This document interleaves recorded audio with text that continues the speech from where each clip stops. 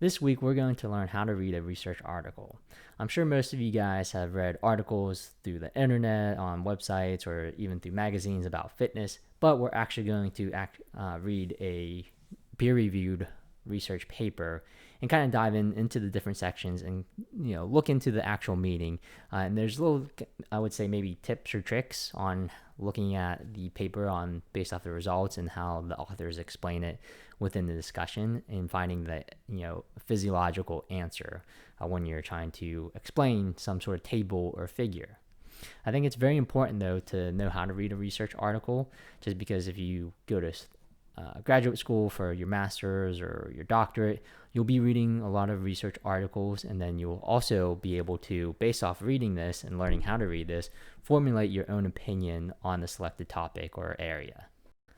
When we look at how research, or much of what we know about health or physical activity, exercise, any of your performance measurements, it's all coming from research. So the recommended, say, 10,000 steps per day, that is based off of research. Obviously, that kind of changes where, that number can actually either increase or decrease. Other things are looking at how many minutes of physical activity, whether it's moderate physical activity or vigorous, how many minutes do you have to perform to see some improved health outcomes. So as of right now, we know that we need to perform at least 3 times per week at a moderate to vigorous intensity for at least 30 minutes to see some sort of health benefit on improving our blood pressure, maintaining our weight or body composition and so forth. But when you look at research, there are different areas, and this is derived from the discipline, subdiscipline, and specialty area. So just for an example, your discipline would be, say, exercise physiology or exercise science. So that's kind of your huge broad term. When you look at the subdiscipline, this is a little bit more specific to the area of topic. So just to give you an example, skeletal muscle physiology, if that's something you're interested, that's a subdiscipline.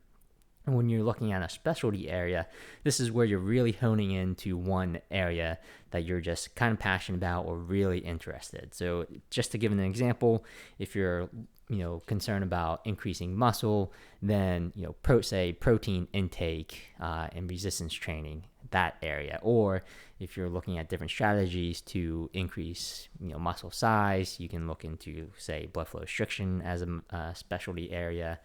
There's also other different areas, such as areas of cardiorespiratory fitness. There's other areas of, say, nutrition, like the ketogenic diet, on how that impacts the individual's body composition and health outcomes, and so forth. And this all goes back and ties back into the scientific method, which is obviously the most common way to generate knowledge in exercise science. And we talked about this in chapter 1. So just to kind of review, the scientific method is 1, there's 8 different steps, where 1 is understanding the problem area, 2 is identifying the research question, 3 is formulating the hypothesis or hypotheses. Step 4 is planning the methodology, which is very important. It's kind of like your ingredient list.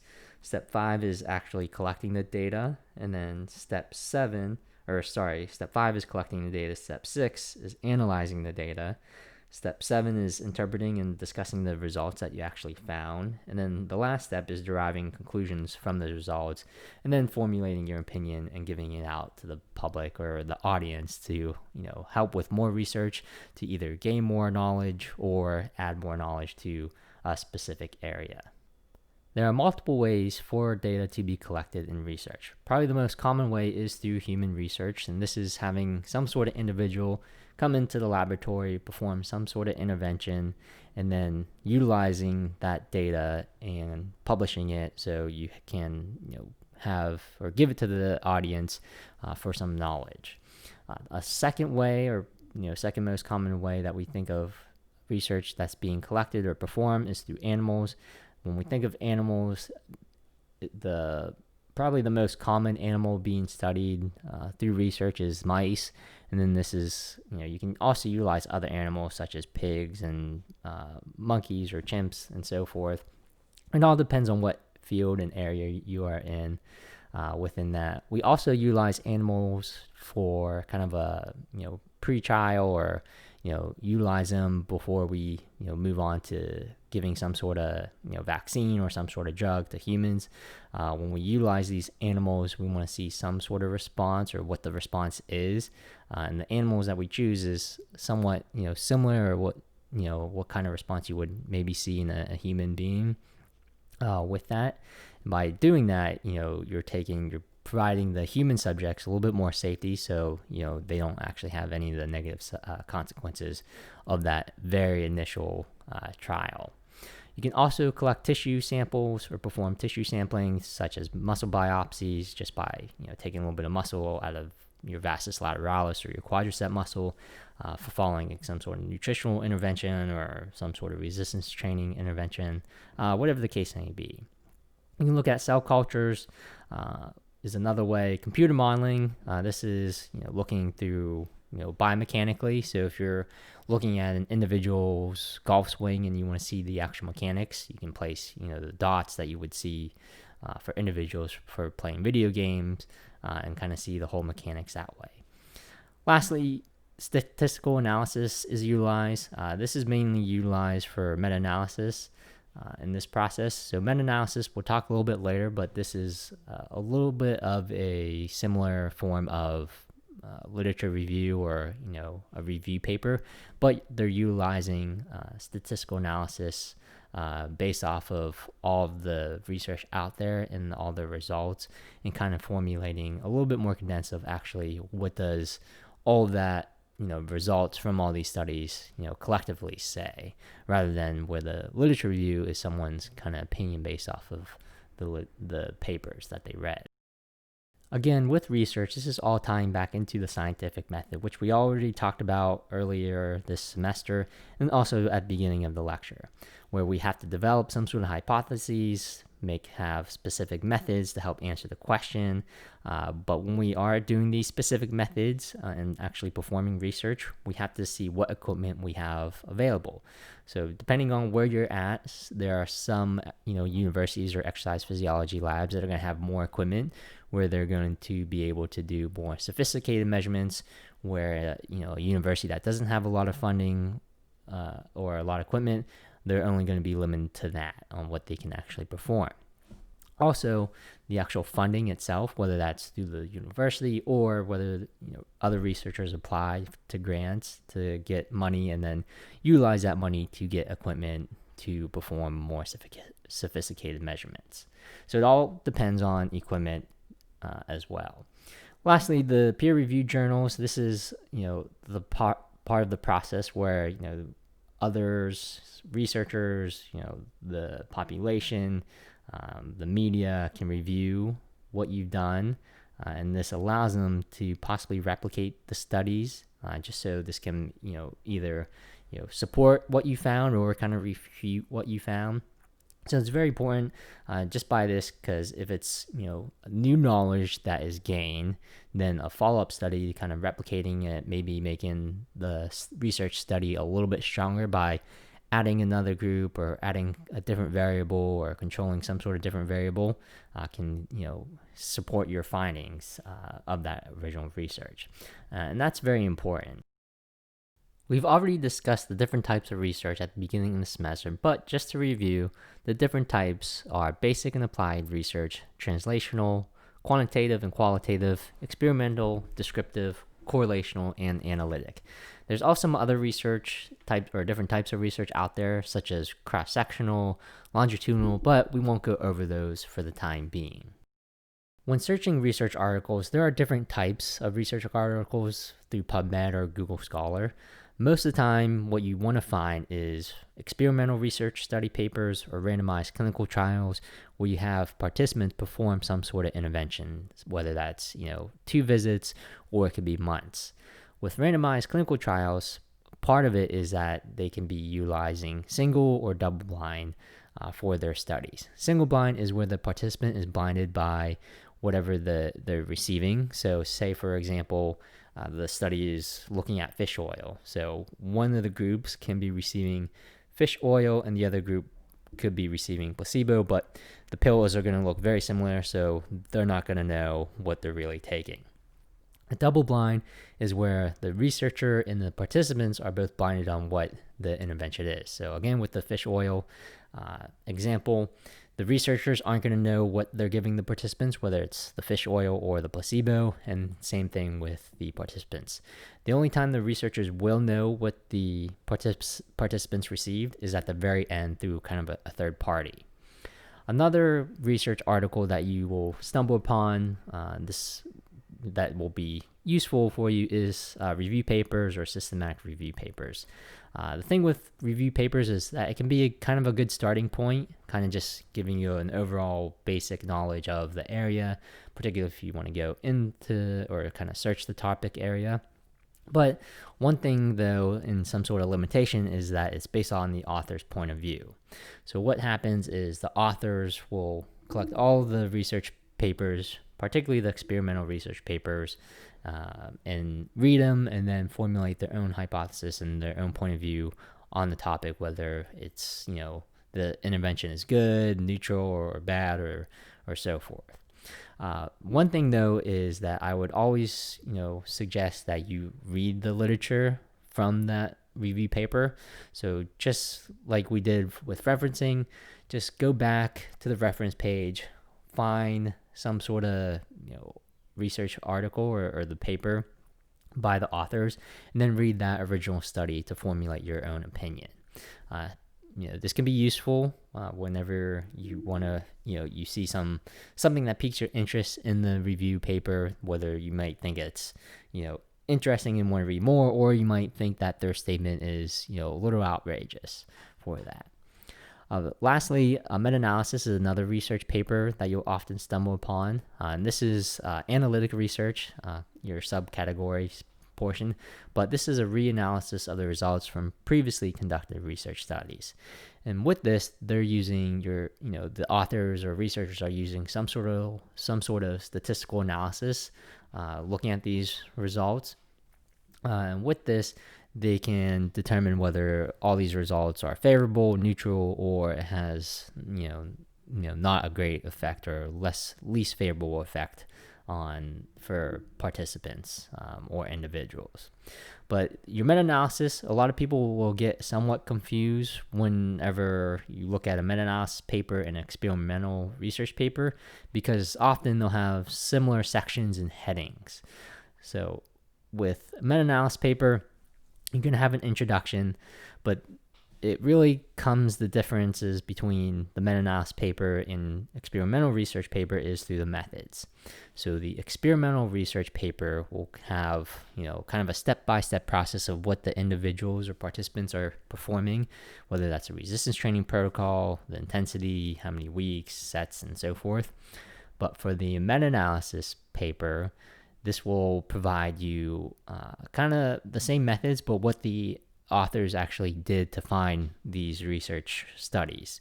So what keywords that they utilize in PubMed, what, some of their criteria for these papers. So did they set the criteria only for, college-aged females, or did they expand it and so forth? They may also set some sort of body composition or weight, criteria for that. So that's really where it comes into play, or the big difference between the meta-analysis paper and an experimental research paper. Statistical analysis, they'll also have that same section. Results, they'll have the same section compared with the experimental research paper and a conclusion. So just be aware that the methods section is the biggest difference with that. So whenever you're looking at your research articles for your literature review, make sure that you want experimental research papers or kind of like the original papers looking at something. So we talked about the different types of research and the different papers that you can find when searching for research articles. But there's a general process when submitting your actual research paper or research study for publication in a peer-reviewed journal. So this all starts off with, after you collect the data and start writing, you have to figure out what subsections you want or the headings that you want within the paper itself. After you determine that, you want to make sure it flows logically in kind of a good storytelling manner as well. Next, out of your whole team of your authors and your mentor, you have to figure out which journal you want to submit it to. So there's different, journals out there. This is going to be based off of, the area. So if you're looking at some sort of performance for strength and conditioning, the NSCA journal is a very good one, or the strength and conditioning one. For that, if you're looking at more, cardiovascular, there's, cardiovascular journals out there. So it'll all be tailored to what area that you just kind of did your research in. But with that, then you have to convert all your citations to that specific journal. And again, like we already talked about and what we practice is that we can use research citing software programs to make it a lot easier. After you prepare your research paper, tailoring it to that specific journal, you submit it to them, and then with that, research paper, it then goes through another process of, it goes through its initial process of, whether they'll accept it or not. And if they do accept it, then they can send it out to kind of reviewers. And there's usually 3 reviewers. The reviewers are unnamed, so you don't know who it is or anything of that nature. But what they'll do is they'll read the paper, they'll provide feedback, and out of that, they'll either accept it again for actual publication or reject it. Or another good thing, or a good thing, is that they will send comments back in for you to revise it. So with that being said, if it gets accepted, that's actually a very rare case if it gets accepted right away. Usually the reviewers will have some comments or some sort of feedback for you to make some sort of necessary changes within that. But that's always good. It's not always just a one-time thing whenever they give you feedback and then they accept it. This can be multiple times. So there's some cases where I've written, commented back on the reviewers, send it back in, they read it again, and then they send comments back, and then they want some additional changes, and then you send it back to them. So it can be a little bit tedious process. So that's why when you are looking at research, or when you think about research, after you perform a study, that paper cannot be published, or it cannot be published until possibly a year later or a couple years. It all depends on this. But after they accept the paper, what they'll do is they'll kind of go to the editor and they'll give you kind of almost a finalized project or script of your paper that you just wrote. And then you read it again, proofread, to make sure that whenever it actually gets published into the journal, there aren't that many mistakes or very minimal mistakes at all. Once it's published, then the whole population, other researchers can gain access as well. There are different cases with research. Some papers or some journals can have the papers published ahead of time, so EPUB. Some again will allow researchers or individuals to access the papers for free, and some require you to have some sort of subscription, and that's all based off your journals. So this whole submitting the results of your research study for publication, it can be a long process for that.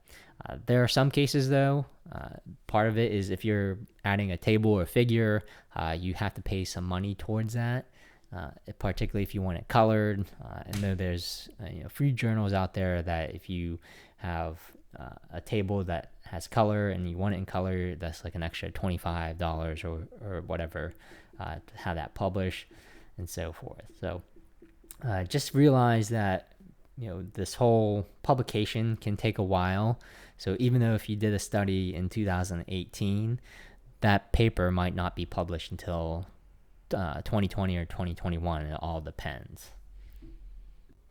When we look at research articles, there are certain things that we need to look at a little bit more closely compared to others. The copyright agreement is something that we don't have to worry about too much, but the copyright agreement is an arrangement by which the originator of the work agrees to assign the rights to publish, reproduce, sell, or distribute the material. So just looking at these examples, these are 2 different studies, and the location of the copyright agreement is in different locations as well.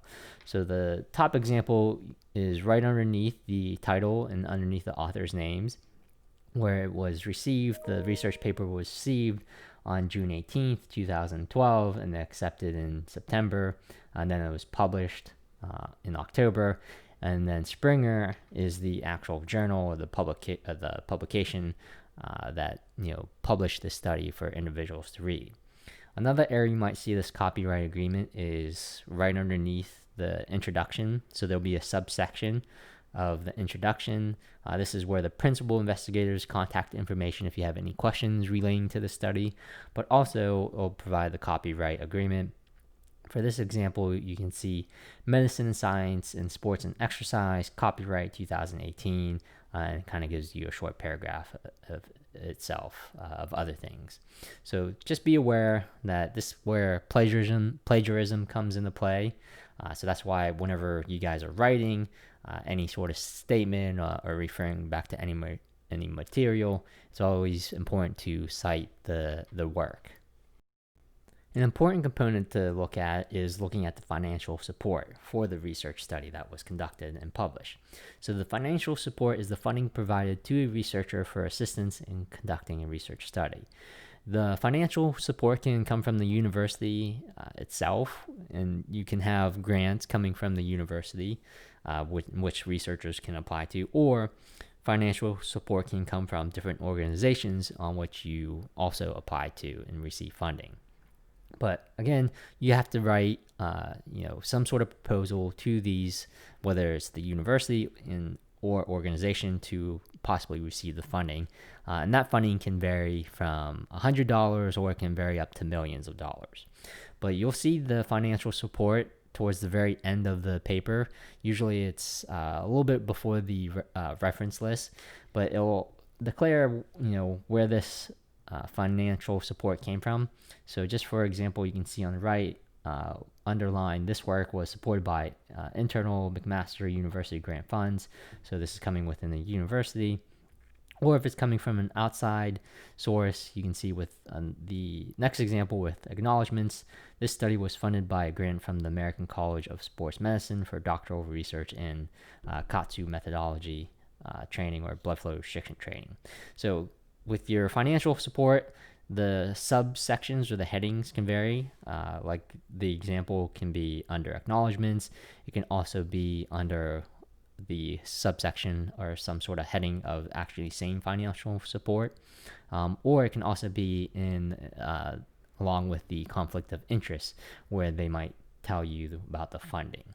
So it'll vary depending on the journal itself, but always kind of look at that, just because some people think, and even some researchers may persuade the results or their conclusions geared to more of a favorable outcome with that. So that's why you might see some individuals who perform, say, research for a particular supplement, say that they saw positive results and increase your sports performance by 200%. But if you read the research article itself, you would see it was funded by that company. So with that, companies don't like if you report something negative about their supplement. So that's why you would see something positive. So just be aware of that. Another thing to look at when reading a research article is the conflicts of interest. This is an individual is involved in multiple interests, any one of which could be possibly corrupt the motivation for enacting another. So the conflicts of interest has its own subsection towards the end of the paper, again, where you can find the financial support section or subheading. But you can see for this example, Jorn Tromelin and Luc Van Loon have received research grants and consulting fees from PepsiCo, while the other author who is on the paper has no potential conflicts of interest relevant to the review paper. If they don't have any conflicts of interest, it'll just state, for example, here at the bottom, the authors declare no conflicts of interest. So like I mentioned in the previous slide, the conflict of interest and the financial support can tie in together.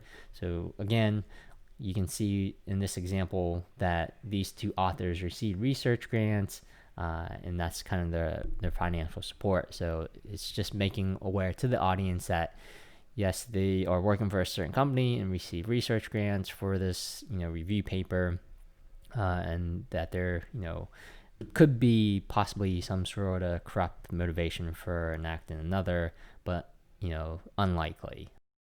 Now that we went over some key terms on what to look for in a research article, such as the conflict of interest, financial support, and copyright, we can look at what the actual research article contains, or its contents. The contents that it contains is an abstract, an introduction, methods, results section, discussion, and then lastly, the references. When we look at the abstract, this is the summary of the whole research study. But this is going to contain the purpose, the methods, the results, and conclusion in a condensed form.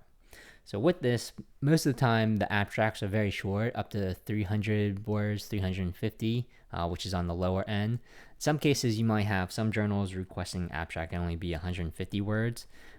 But most of the time, I think a good common or a good number with abstracts is about 500 words.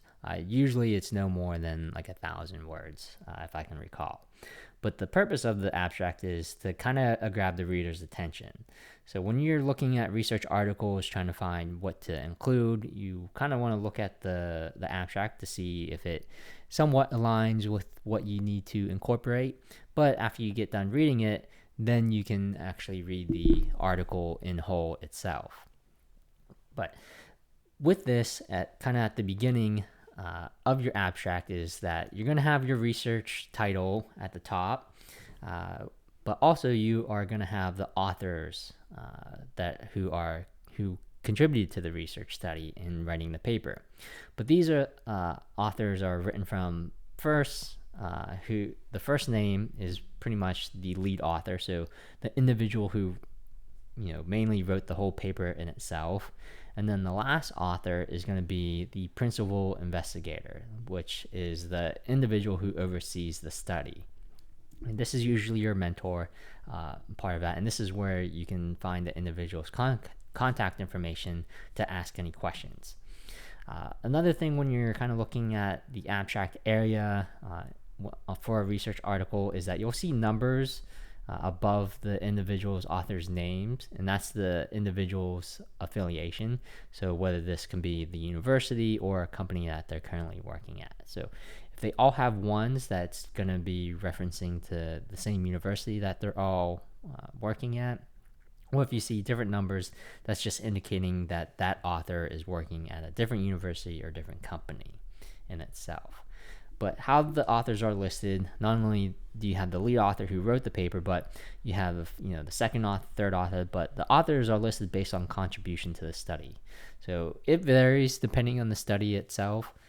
Within that, you may have two individuals who are highly involved, so the first two names, but then the others are just individuals who are helping you out collect the data and also giving you feedback. So in good practice, whenever you are submitting to a journal, all individuals listed on the author should be providing feedback to the lead author, in which the lead author will write the paper, send the paper out to them, and then get feedback and then make the necessary revisions. So that can happen a few times, it can happen a lot of time, just as long as the paper flows very well.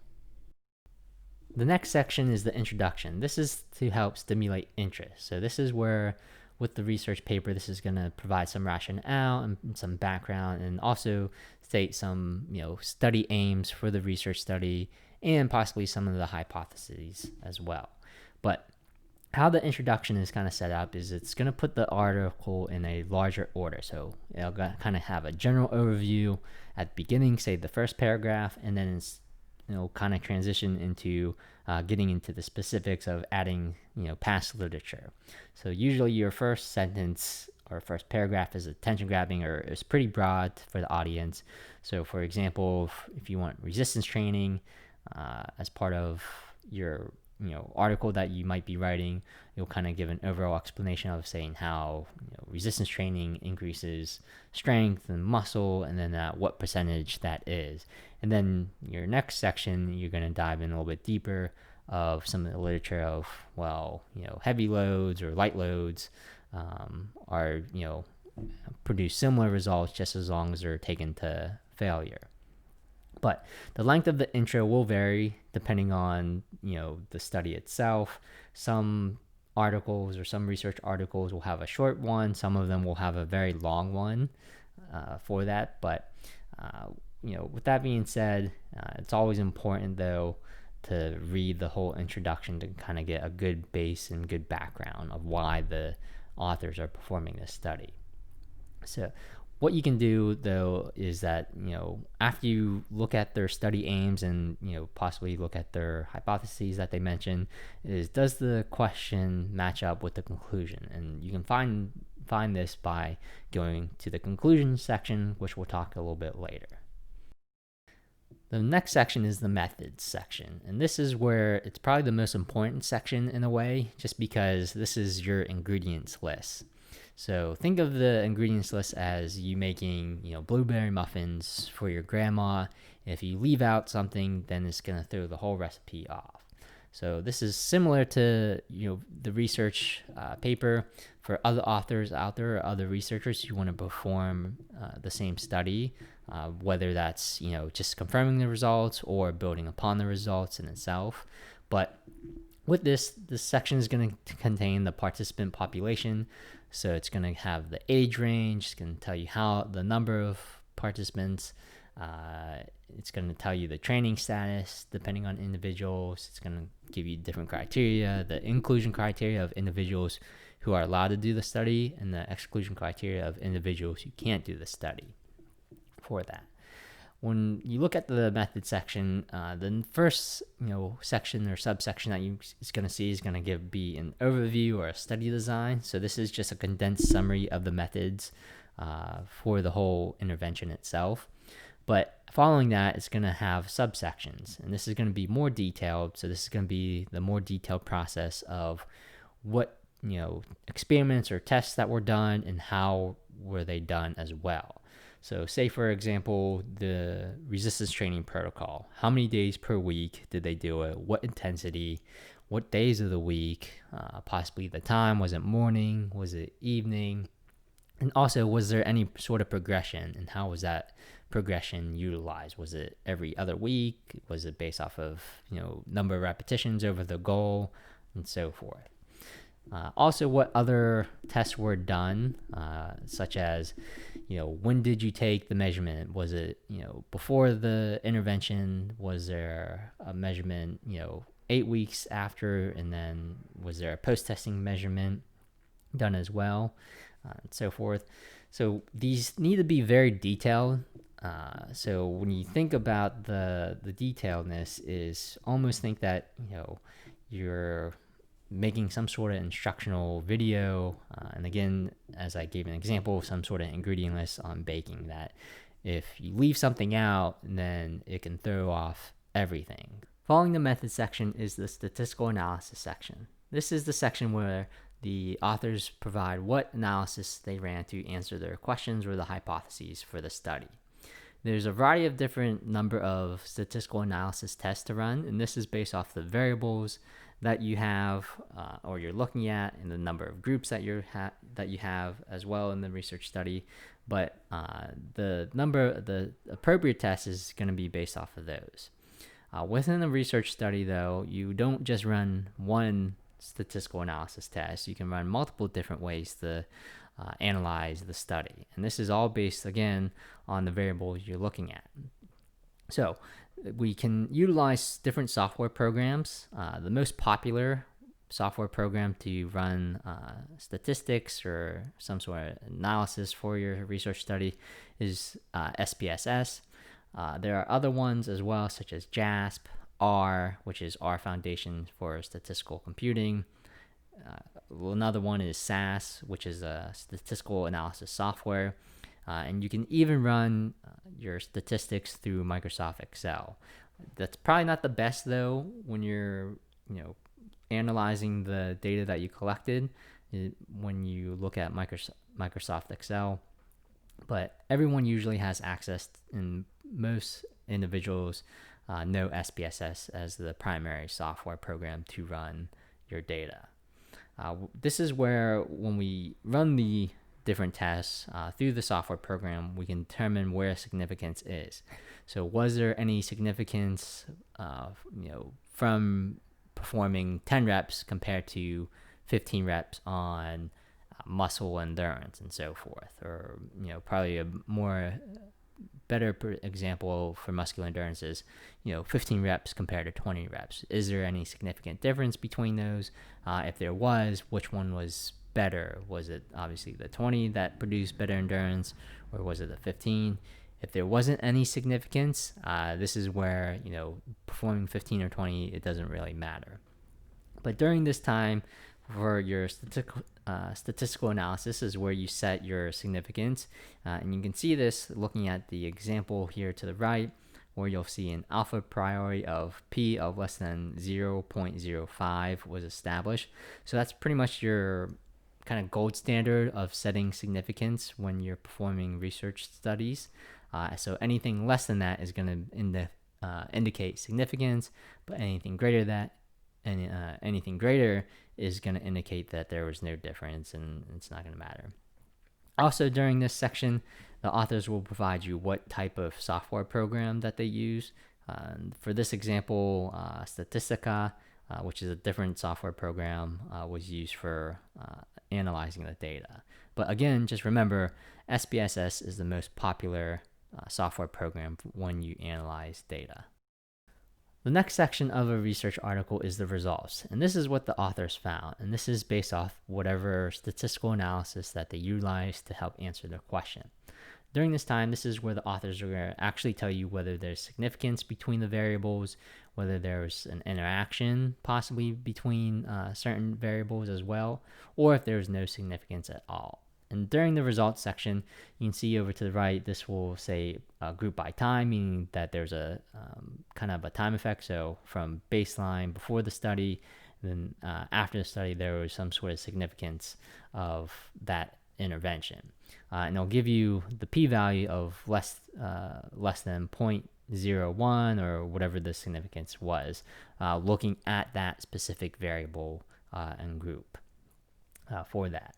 And this kind of goes on.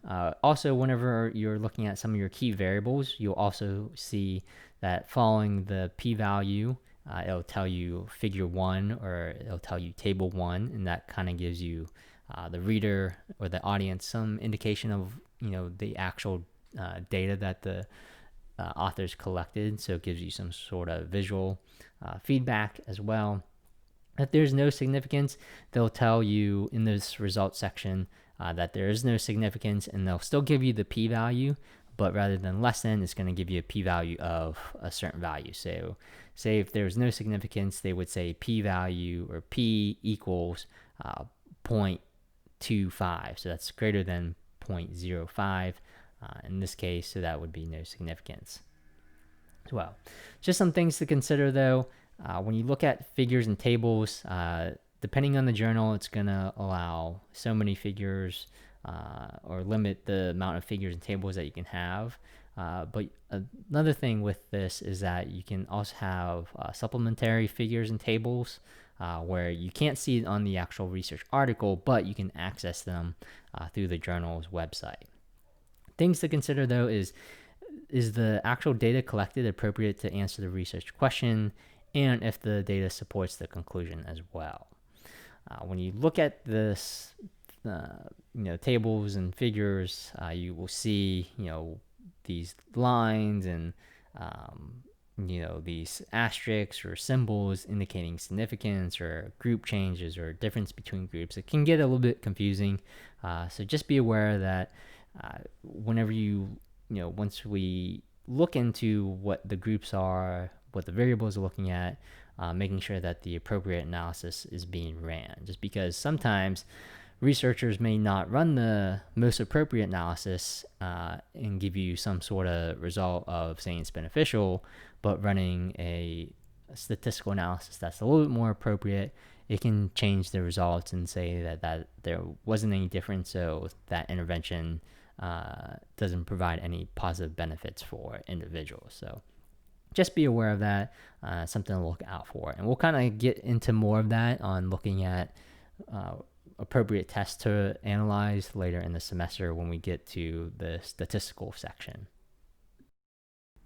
The last part of a research article is the discussion section. This is where the authors answer the questions that they provided in the introduction, such as their hypotheses. Also, during this section, this is going to explain how the results support the conclusions or possibly have some sort of refute as well. During this discussion section and explaining the results, the authors will explain them physiologically. So they're going to tell you kind of the whole background of the process of why they saw an increase in, muscle growth, or why they saw a decrease in body fat. What is that process physiologically? Meaning, what are the steps? What's happening there? Also, when they're explaining this, their findings or the results, they're going to, kind of support it through literature, but also they're going to, give some literature that's, going to be refuting their findings as well.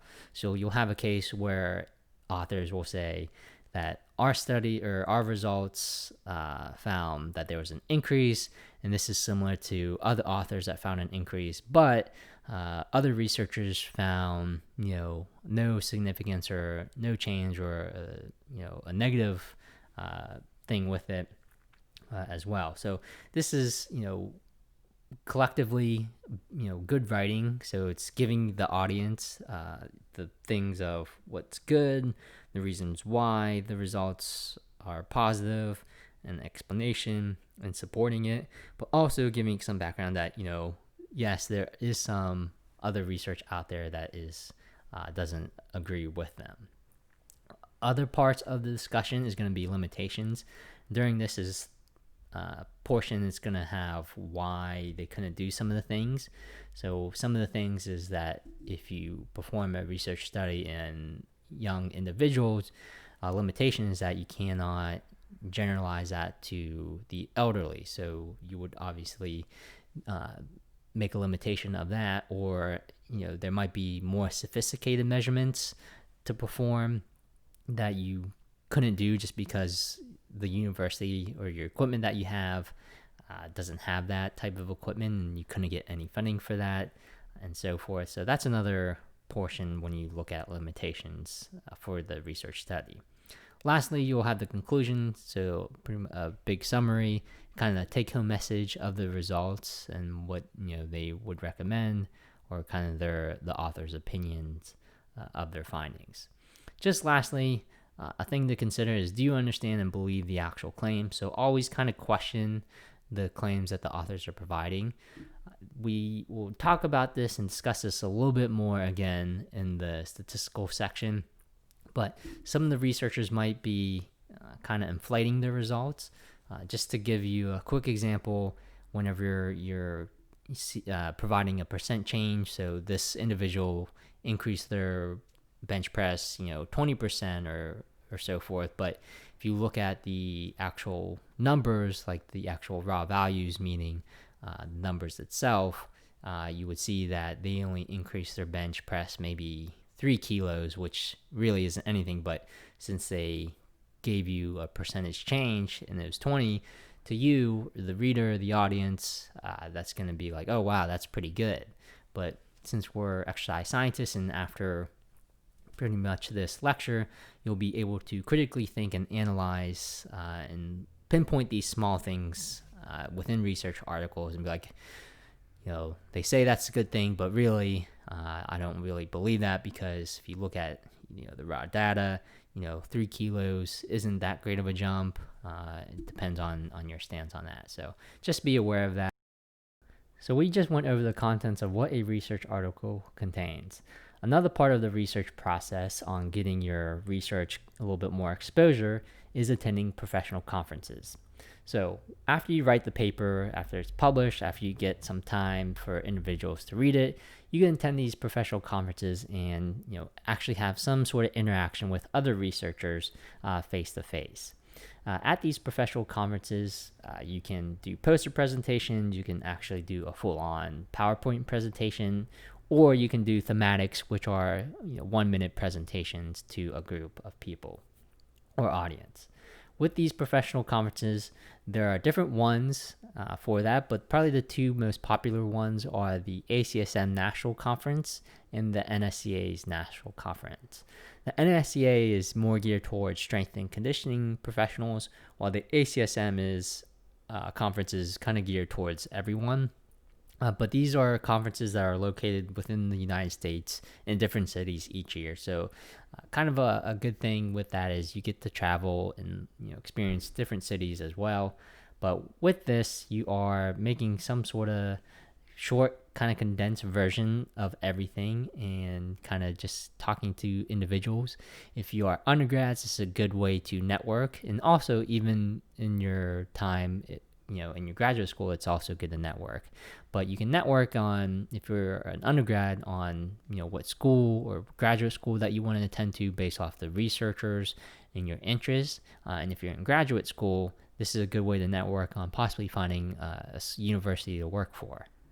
We just talked about this a little bit earlier, but there are differences between a review paper and a meta-analysis paper. So just to reiterate, there are some differences, but collectively they both are looking over the collective literature on a certain topic.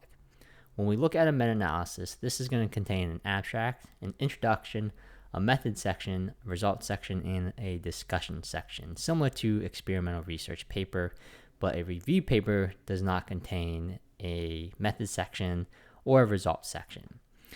A thing with the meta-analysis paper is that when you look at the methods, this is going to have its inclusion criteria, so it's going to set some sort of standardization, whether that be certain keywords, the number of participants within the literature, whether it's going to have a BMI cutoff, some sort of cutoff in other different variables. So it's all going to depend on the researchers who are performing the meta-analysis paper.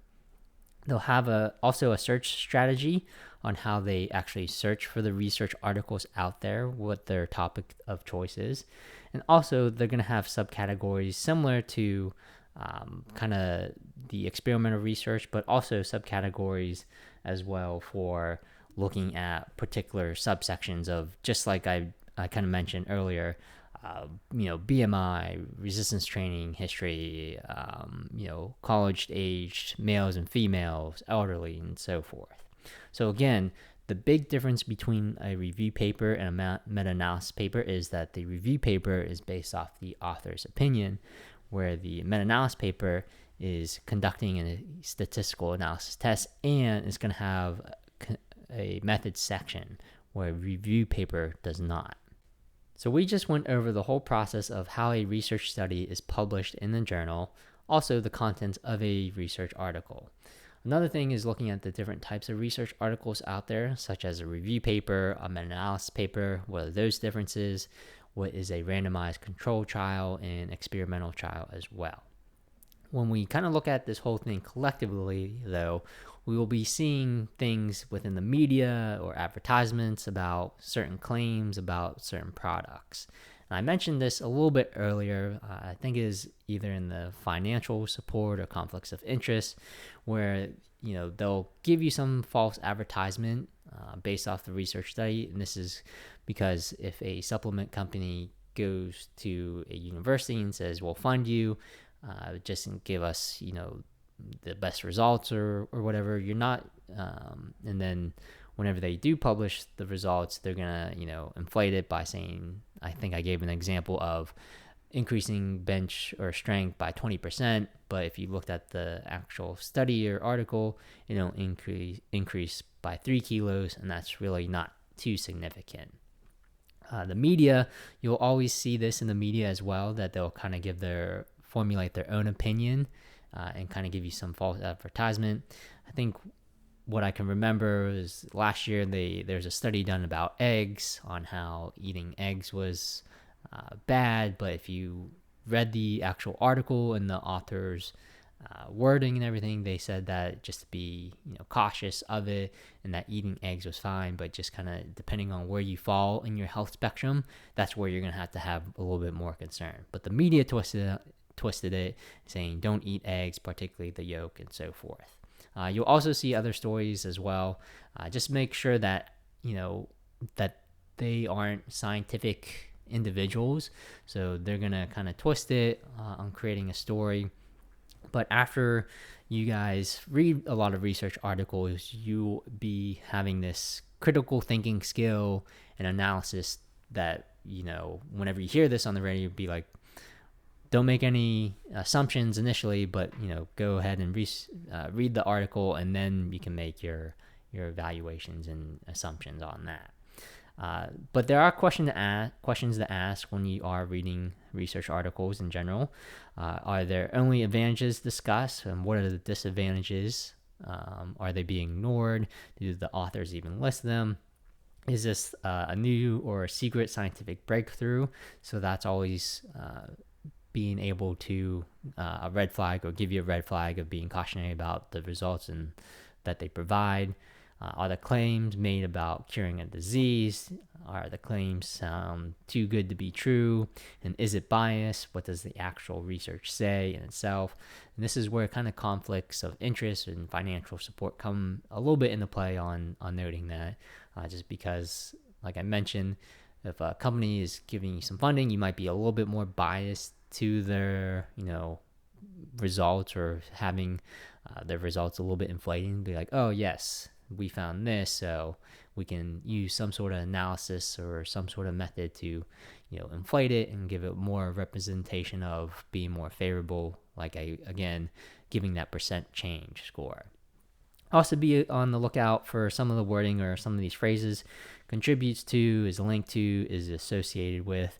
Just be aware that these are things that you kind of want to avoid, particularly if it's something new.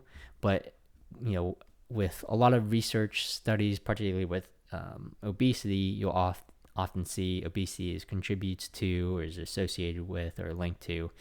Those are the things that you don't have to worry about. But if it's something kind of novel, you want to avoid contributes to, or any of these kind of associated words in itself, until you have an actual foundation in literature to support those claims. Now that you have kind of a good foundation of what a research article contains and what the components or subsections kind of list, such as what the abstract is mainly utilized for, the introduction, results, and so forth, we can actually look at an article now. So hopefully you read this article by Lowry and colleagues. This paper was an easy read, I would say, based off of other research papers out there. It's pretty short as well, so it's only a few pages, but hopefully this article is of interest just because it's relating to supplements, and with that relating to sports performance as well. So hopefully you found this interesting, but we'll kind of go within each section and kind of give you what the authors are saying and some of the important parts. So for your reference or for your article assignments, you can kind of have a good idea of what to look for and so forth. So not many of you probably have read a lot of research articles itself, but once you read enough, you kind of get these little hints of what to look for. And after that, whenever you read future research articles or write your own, these are things to consider. So let's go over this research article, and particularly let's look over the introduction or background in this case.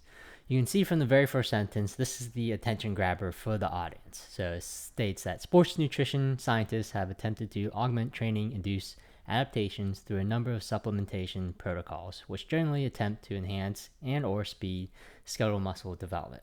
So with this is kind of giving you an overall view of about sports nutrition and kind of the upcoming specifics later in the introduction.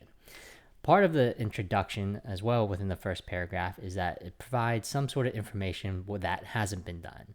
And you can see this highlighted around the orange text box where it says, however, little research has been done on the effects of multi-ingredient pre-workout supplementation on long-term changes in skeletal muscle hypertrophy, lean body mass, and performance. So this is just indicating that this has been looked short-term, but long-term wise, meaning 8 to 12 weeks, it hasn't been looked at. The next paragraph gives a little bit more specific detail on the actual ingredients or supplements within a pre-workout. So with this, they list certain ingredients such as BCAAs, creatine, beta-alanine, agmatine sulfate, taurine, creatinol phosphate, and some nitrogen compounds to enhance performance.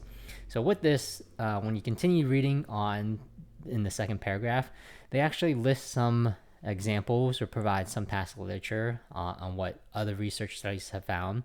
So one of it is going to be, so for example, pure creatine monohydrate, beta-alanine, and creatine phosphate have been shown to enhance muscle adaptations. And then they cite the references or the research studies. In this case, when we look at the references, these are numbered and not with the author's last name. But you can see that a little bit later, though, there's in the purple circle, this is the reason why the authors are conducting the research study itself.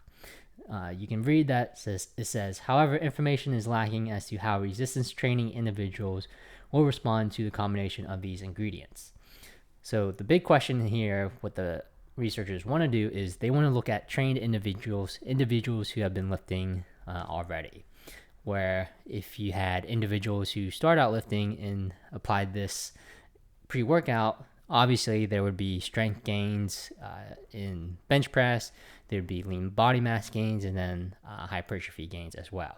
Just because, just in general, whenever you have someone lift who hasn't ever lifted or has taken a pretty long break, they're going to respond pretty favorably. So their question is they want to see how, if you are resistance training, can you increase your potential strength gains and so forth? Just because as you become more experienced with lifting, those gains that you saw in bench press previously isn't going to be as great, and you're going to kind of hit a plateau. So does this pre-workout actually help that?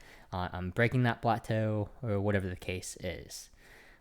But the last portion is going to be highlighted in yellow. This is the purpose of the study, so they're going to state what the purpose is, and then also in some other research papers, they may also contain the hypotheses. In this paper, they don't. They just have what the purpose of this study is for. So just generally speaking, this introduction of the research article is pretty short, where other research articles, you're going to see maybe a page and a half of introduction. It all kind of depends on the topic and how much, the literature has been out there. But for this paper in particular, it's very short, so that's why you see in the very first paragraph the portion highlighted in orange where they have what hasn't been done. Usually this is going to be a little bit later in towards the introduction, where usually the first big, first paragraph, second paragraph is going to be your kind of general overview, and then get into more of the specifics as well. So let's take a look at the method section of this research article. You can see with the overview section, this is highlighted in the green text box, but before we kind of dive into what it consists of, you can see that there's colored text on this PowerPoint or on this slide, and the colored text is going to be associated with the colored box. But for the overview, this is kind of a summarization of the methods that were conducted. So this is going to give you the type of study design it is, how many groups, how long the study was, the certain measurements, and when the measurements were taken as well. So think of this overview kind of like the abstract of just the method section itself. And then you can see with the subsections, or such as subjects and resistance training protocol, those are going to be your more detailed sections. But moving on, you can see with the subjects, there's 24 resistance trained males. One of the things that's missing, or one of the sexes that are missing, are females. So this is often common within the literature, unfortunately, where they'll only look at resistance trained males or just male individuals and not females. So if you were to conduct this study again, to make it a little bit stronger or to make it a little bit different, possibly to see different results, is incorporating women. Part of their criteria, you can see, is that they had to have a minimum of 1 year of resistance training experience. For that, they don't tell you actually how many days per week that I can see for having that requirement.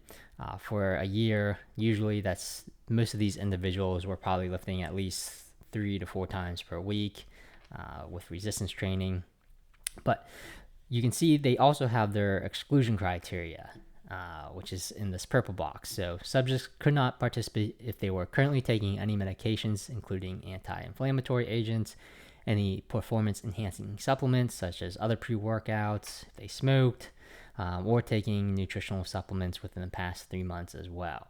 So with this, by excluding those individuals, they're kind of controlling the whole research study, because if you had individuals who were already taking a nutritional supplement or another pre-workout, then they wouldn't see any gains, or they wouldn't see any noticeable changes by taking this pre-workout that they're trying to research. So that's why they have that in there.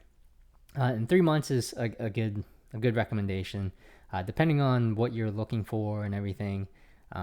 It can be at the 6 months. It could be just a month. All will really depend on your research design itself.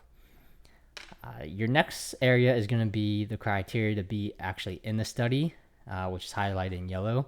So it says the minimum. So this is where it actually says the days per week. So I'm sorry.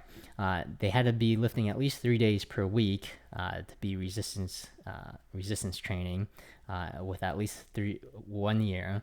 And then each participant then signed an informed consent approved by the University of Tampa Institutional Review Board before actually participating in this study. For that, you might have this. Usually why I missed it is because whenever you are looking at a minimum of 1 year resistance training, they also will incorporate how many days per week for that. I just did not see that. The next section is going to be the actual resistance training protocol. So sometimes they'll utilize resistance training protocol from other research articles or other past research studies. And in this case, it's going to be a nonlinear periodization program. And they also list in the table the actual resistance training protocol for you and what they did. So you can see Monday they had certain exercises. On Wednesday, they had another certain exercises to perform, and then Friday as well. But highlighted in blue, you can see what the participants actually did when they resistance trained, and then how the intensity was progressed during the 8 weeks for the study. So nonlinear, they performed 8 to 12 repetitions on hypertrophy days for 3 sets with 60 to 120 seconds of rest, and then on the strength days, 2 to 5 repetitions for 3 sets for all exercises, except for the leg press and bench press, which just received 5 total sets. You can see what days of the week and then how they were progressed. So weights were progressively increased by 2 to 5% when the prescribed repetition could be completed. Continuing on the method section, the subsection of strength, lean body mass, and muscle mass is looking at the measurements that looked at performance. So with strength, they did 1RM testing in the leg press and bench press, so determining strength in the lower body and then determining strength in the upper body. They looked at lean body mass by using the DEXA scan. So the DEXA scan was primarily utilized to determine bone mineral density, so whether you had osteoporosis or not. But now it's utilized to determine lean body mass. To determine skeletal muscle hypertrophy, they utilized an ultrasound and they measured at the quadriceps, particularly the vastus lateralis, so that's the outer portion or outside of your quad, and then the intermedius, which is the medial portion, right, or in your middle quad. And when you look at further of their strength testing, right, they say that these tests were performed at the end of weeks 0, 4, and 8 in the replacement of the heavy days in order to ensure full recovery. So this is telling you how many time points there are. So they had 3 different time points where they conducted these tests just to see how the participants progressed and how well the supplement or the pre-workout supplement had an impact on these performance measurements. It's good that they allowed the individuals to have full rest or recovery for these days, because generally you don't want to have a fatiguing day before lifting just because the performance or the individual's performance would be a little bit attenuated compared to days where they would be rested as well. Moving on with the supplementation diet control, they had these individuals on a certain diet. You can see when we look at kind of the blue section, you can see that 2 weeks prior to, as well as throughout the study, the subjects were placed on a diet consisting of 25% protein, 50% carbohydrates, and then 25% fat by a registered dietitian who specializes in sport nutrition. And these percentages are based off of calories. Okay? The box in red is looking at where subjects were randomly placed in which group. So in this case, there was only 2 groups, one assigned to the pre-workout supplements, in this case, Expand to X, or a placebo group. Right? And with this, the placebo group received a similar amount of water and so forth and flavoring, so they wouldn't know that they weren't taking the Expand pre-workout supplement. You can see this was in a double-blind manner, 30 minutes prior to exercise for the participants. So the individuals, so the researchers and the participants didn't know what group or what they were receiving, whether it's the pre-workout or just the placebo. But on non-training days, subjects were instructed to consume 3 equal servings spread evenly throughout the day, so forth. So in general, individuals before they worked out 30 minutes prior took the pre-workout or the placebo, and then on non-training days they took it evenly throughout the course of the day. So we just went over the methodology for the research study. Remember, the methodology section is very important and should be very detailed. This allows other researchers to perform the exact same study in hopes they get the same results that you found, or if anything, in worst case scenario, have results that don't line up with yours. But the next section we'll look at is the statistical analysis section. So one thing I'll note is that you don't have to know what test this is or anything because we'll be discussing this later on in the semester. But the test that they use is a repeated measures analysis of variance, which is a type of statistical test to compare groups. In this case, the two groups are the pre-workout group and the placebo group. They also do a post hoc testing, but we won't go over that, and you don't need to know that for right now. But they also set the significance, which is set at p is less than 0.05. So anything less than that, that's going to signify significance and be important. And then you can also see in this paragraph what software program that they utilize. So now let's take a look at the results section. In this section, they're going to give you some sort of values based off of the statistical tests that they ran. So you can see here highlighted in the red box, the pre-workout supplementation contributed to a significant increase in the quadricep muscle thickness compared with the placebo group. And they list a group by time, meaning that one of the groups increased muscle size or muscle thickness from week 0 to week 8, and they give a p-value of less than 0.01, which is less than 0.05. So they're just saying that the p-value is actually less than 0.01, so it's still going to be significant, still using the significance that was set at 0.05. They also give you the percentage increase, which is that they're also comparing it to the placebo group, where in this case the pre-workout increased their muscle thickness by 11.8%, and the placebo group increased by 4.5%. And they show this in figure 1. So when we look at this, pretty much the results section is you kind of break the results section, group by group or small paragraphs within small paragraphs. So this first one's just talking about figure 1 itself, muscle thickness. They created a figure for the audience where they have both groups, and you can see that there's a line, one that's highlighted mainly for the placebo group, and another line that's geared towards the pre-workout group. And you can see that the pre-workout group increased muscle thickness a lot higher compared to the placebo group. However, you would know that the placebo group did see a change, but it wasn't as great or significant compared to the pre-workout group. What you'll also see is you'll see some symbols above these bars. These bars here that you see on week 0, week 4, and week 8. Those are kind of your ranges. And then you'll see also towards the end in week 8, you'll see kind of an asterisk. So that's going to signify significance. And this is based off the test that they ran. Also, this figure is going to provide some directional change on the measurements. Not only do they have a figure showing it with the line graph, but they also give you some raw values. So they give you pretty much the mean and the standard deviations of the quadriceps measurements as well. But some of the things to consider is that if you start getting more groups, that you're going to have multiple symbols in here.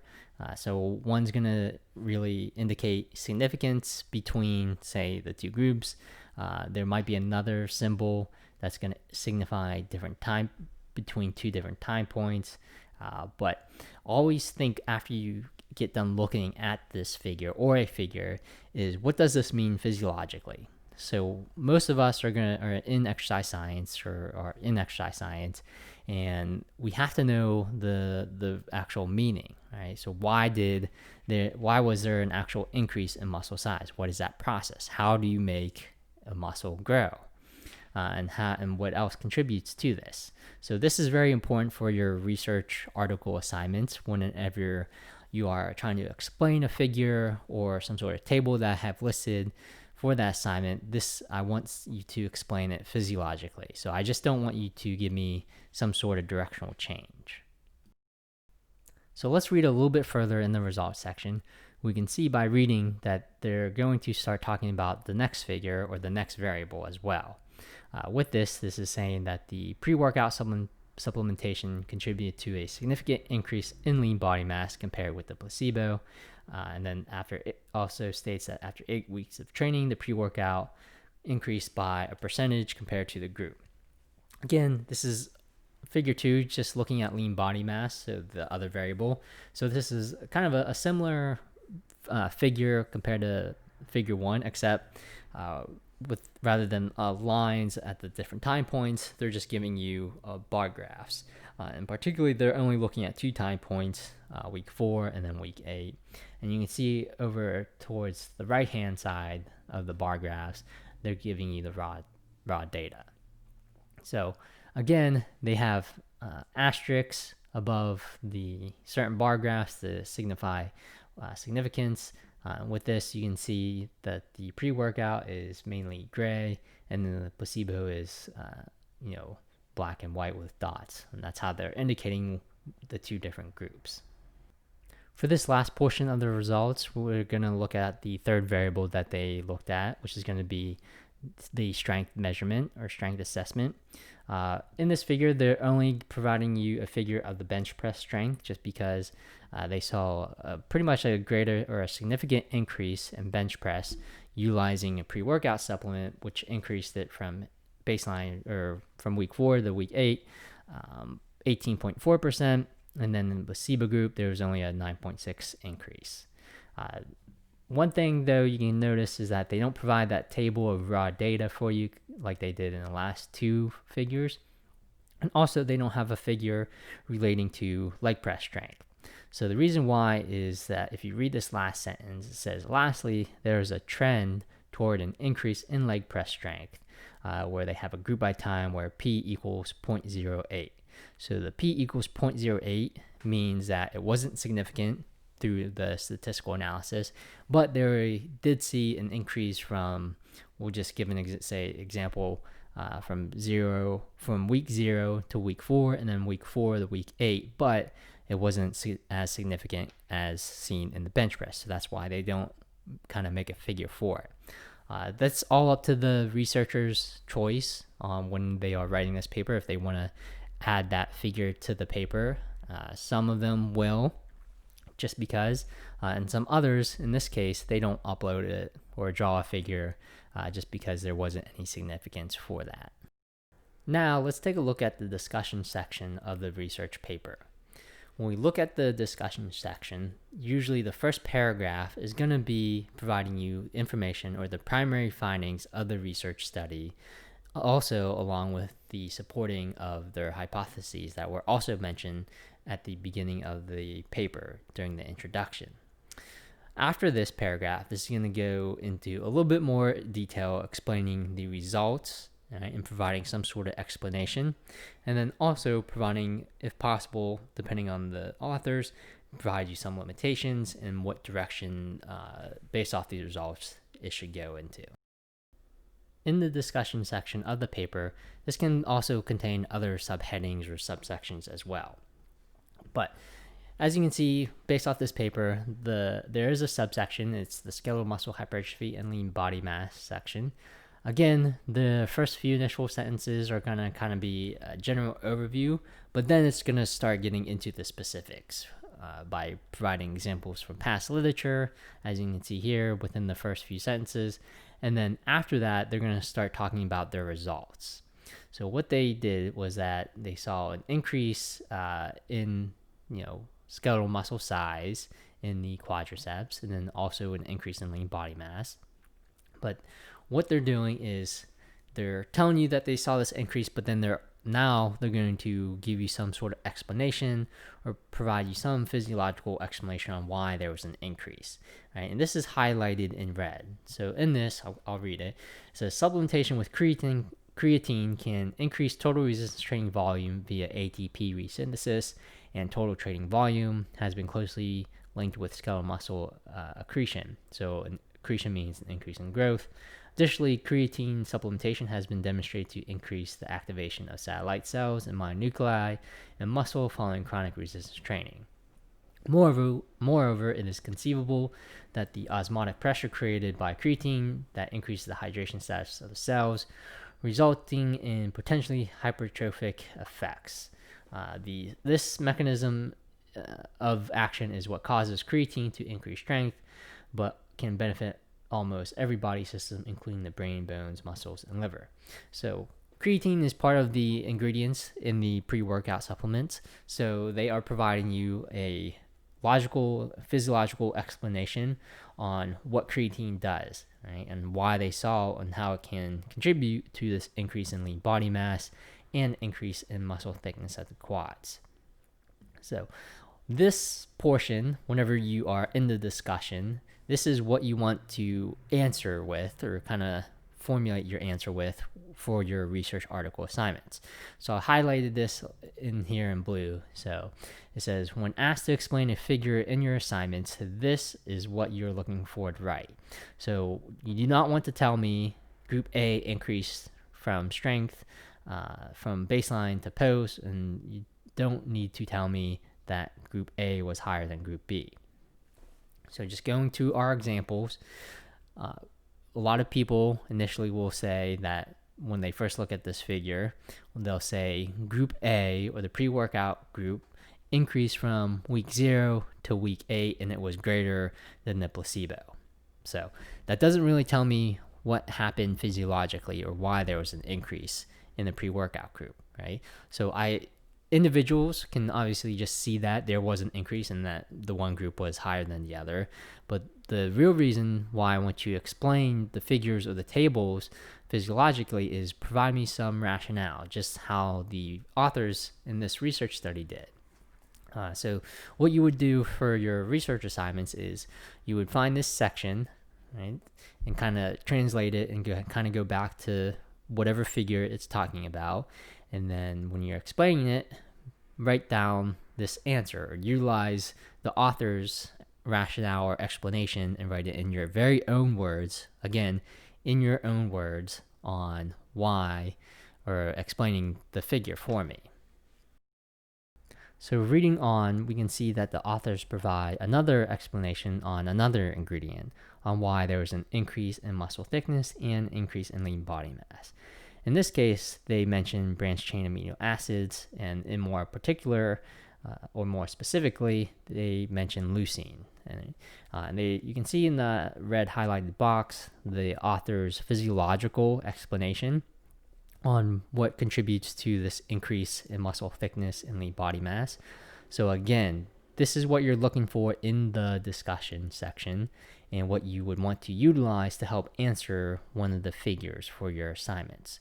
So just for example, if I said for your research assignment, explain figure 1, which is the ultrasound quadricep thickness figure, explain figure 1 to me physiologically. You would say, again, what creatine showed, providing their physiological explanation, and then also add BCAAs and leucine into that mixture of answering it for that. Make sure again that you are explaining the figure to me physiologically and also into your own words, but you can utilize the author's explanation within the paper to kind of help you.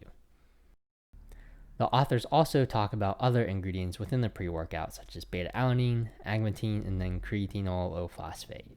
on how it contributes to this increase in muscle thickness, lean body mass, and increase in strength. So when we look at bench press strength, we can see that it increases in both the pre-workout group and then also the placebo group. But when we look at it, the figure though, and look at the raw values, the pre-workout group increase more significantly. You can utilize some of these ingredients for providing a physiological explanation, such as beta-alanine, by looking at it, saying where it says beta-alanine supplementation has been shown to enhance physical performance during high-intensity exercise bouts, while also delaying the onset of neuromuscular fatigue. So beta-alanine, if the researchers performed some sort of muscular endurance test and saw that the pre-workout had more repetitions, they can contribute that to beta-alanine. For that, agrantine is a derivative of the amino acid arginine, and they also give you some sort of explanation on how that functions and how that may contribute towards these results that they found. And then lastly, they do the same thing with creatine or phosphate on how it has been shown to activate satellite cells in the skeletal muscle and theoretically increase their capacity for muscle growth. So they still want to add the other parts of the ingredients within the pre-workout, just so the audience has an indication of what the other ingredients do as well, whether it has a large impact or a very little impact. So let's look at the last variable that the authors looked at, which is strength. So I just mentioned that the authors provided some sort of rationale on how beta-alanine had an increase in muscular performance, but if you read it a little bit more closely, they are referring to beta-alanine as more of an endurance component. When we look at the strength component on how they are trying to explain it physiologically or provide some sort of rationale, the authors are saying collectively the results of the present study suggest that the bench press strength following pre-workout supplementation are optimized within the context of a periodized training split. So what they're saying is that if you are following some sort of periodized training split of what they did and took a pre-workout, you would see this increase in strength. So even though this isn't a physiological reason for the process of increasing strength in itself, it does provide some sort of theory, which you should also can write in your research article assignments when trying to explain a figure.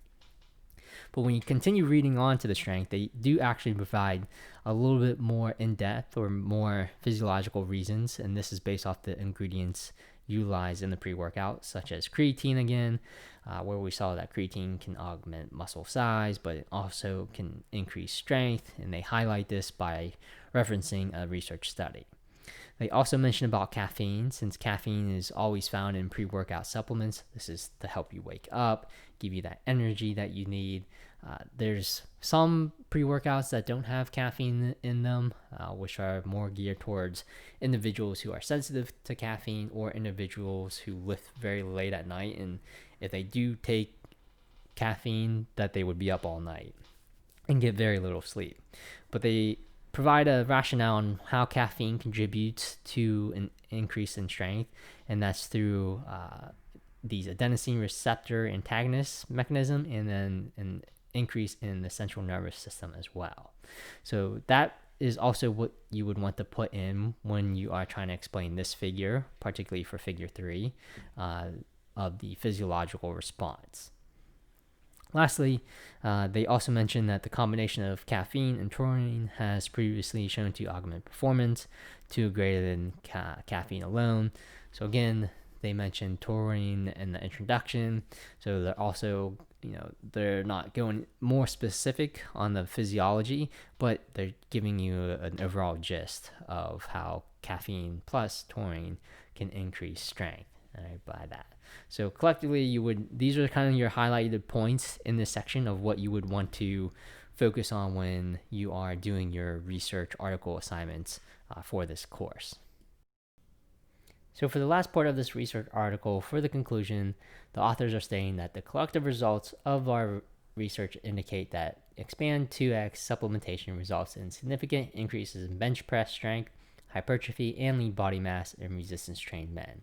Therefore, coaches, trainers, and athletes may increase the benefits of their workouts by supplementing with a multi-ingredient performance supplement prior to exercise. Future research should investigate if supplementing with a multi-ingredient pre-workout would result in better adaptations than supplementation with each of the ingredients alone. So that kind of concludes the author's research study in their research paper. One of the things that is missing in this research paper is that they're missing a limitation section. So probably the biggest limitation of this research study is that they don't include any females, which is a big component just because more than half the world is comprised of females. It would also be nice if they took an ultrasound measurement either at the chest or tricep muscle to see if that also increased, and since they saw an increase in bench press strength, just because since they just utilize all males, it would be a lot easier for them to take that measurement compared to females in that case. But that's just kind of a little bit nitpicking from my end. As you continue to read research articles, you'll find these little things when you read them that you'll want the authors to hopefully explain in the discussion portion of the paper in their limitations for that.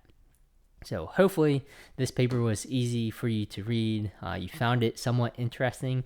I try to give you something interesting to read to kind of maybe utilize since you are in exercise science, and this is something that's always been probably brought up, or you've probably taken a pre-workout supplement and may have noticed some gains or may have not noticed anything or anything of that, or you have friends who aren't exercise science majors and ask you what your thoughts are on this pre-workout and so forth. So now you can say that you read the literature or a research paper regarding to expand 2, so you can kind of formulate your own hypothesis on this supplement. So things that need to be completed is please complete the article review assignment, which is due by Monday, September 21st by 11:59 p.m. Please submit this as a Word document file or PDF file. Also, do not submit this assignment as sending in pictures from your phone or a screenshot from your phone as well. Also, there will be no quiz covering this material. Lastly, please email me for approval for your literature review and presentation topic. Remember, the sooner the better, and this is due by September 28th. Some of you have contacted me about a topic that you want to do, but within that, I've emailed you back asking for a little bit more specific, because with this, for your literature review and presentation, I want you to be very specific. So until I email you back and say, sounds good, you do not have the approval yet. Right? I have to email you and say, sounds good to you, and that will be my approval for you to look at your literature review or start searching for research articles for your literature review, and then also kind of start your presentation.